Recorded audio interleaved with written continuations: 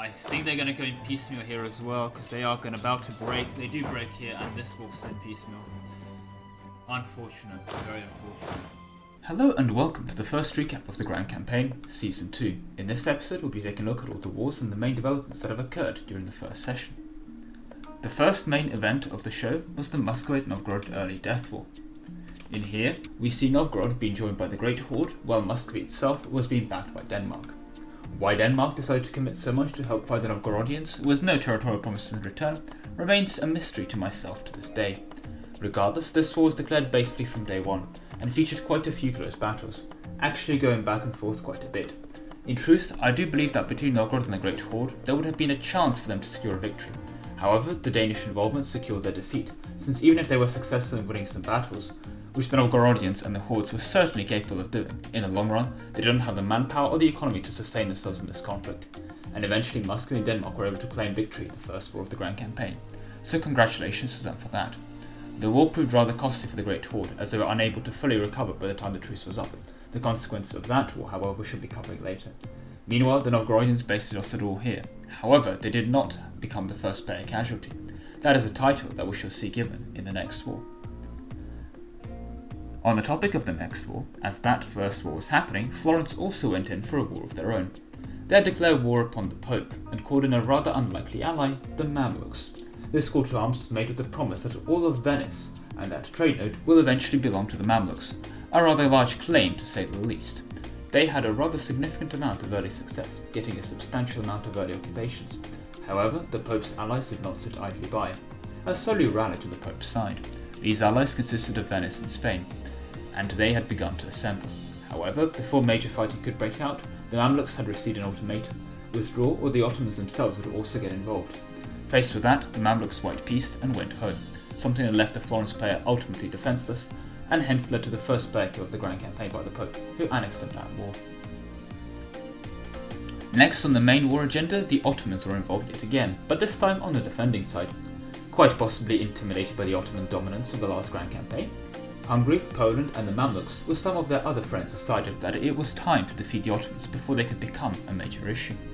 This war saw some initial success for the Ottomans, but despite being quite outnumbered, they fought back well, but not well enough. Eventually, due to being quite hopelessly outnumbered, even with quite a few battle wins under their belts, the Ottomans were forced to admit defeat when they were bankrupt mid-war, leading to expansion for the Hungary player at the cost of the Ottomans. Hungary was still quite hurt too, and at the end of the war declared bankruptcy themselves. This, however, meant the Ottoman bankruptcy modifier expired before the Hungarian, leading to a very brave play. A truce break allowed for the loser of a defensive war. The Hungarians, being bankrupt, decided not to fight and gave up some of their gains back to the Ottomans. However, this move probably would prove the Ottoman demise, as this truce break truly gave them a coalition of Europe. This coalition fired twice separately and led to the destruction of the Ottomans. Even the AI-controlled knights managed to expand here. This leaves a large power vacuum in Anatolia, and it'll be interesting to see who will be able to fill it. Moving on from Anatolia, we see another death war close to what we saw in Muscovy-Novgorod. England endowed Scotland with subjugation CP. The economy, manpower and numbers were clearly on the side of the English. However, Scotland started the war with Tech 4, while England was nowhere near it, giving the Scottish a significant military advantage, on top of their already quite convenient hill fort. This allowed the Scottish to consistently beat the British back from this fort, even when England started walking in with increasingly large and desperate stacks. Scotland gained Miltech 5 halfway during the war, giving them an even more substantial advantage. Meanwhile, the English were still stuck on Tech 3 due to their very irrational obsession of bombarding the fort from their boats with every single siege attempt. Something initially seeming not too bad for their military points. However, may I remind you that England started as a 0-0-0 ruler, and they were beaten back from that fort at least half a dozen times, leading to them barraging it well almost half a dozen times too. England eventually committed fully, and eventually with much pain and suffering was able to overcome the Scottish resistance. However, at the end of thousands of hundreds of English men laying dead in the Scottish marshes, one must also remember that if Scotland managed to hold on for just 6 more months, England would have eventually gone into bankruptcy mid-war, which, since they were fighting with basically only mugs at that point, would have meant a sure loss for the English. Either way, very well fought for Scotland, and I can only hope that the English player really learns the importance of Miltech 4. Heard enough about Europe? Well, I can't move away from it fully, but the next war was the Castilian invasion into Morocco and Tunis.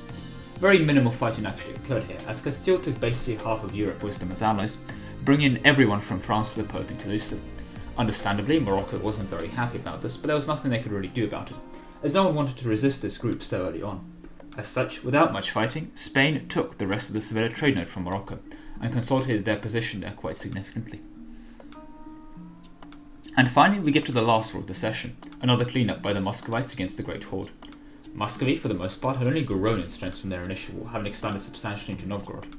Meanwhile, the Great Horde, while just about catching up on technology as Muscovy, was still somewhat reeling from the effects of their earlier death war.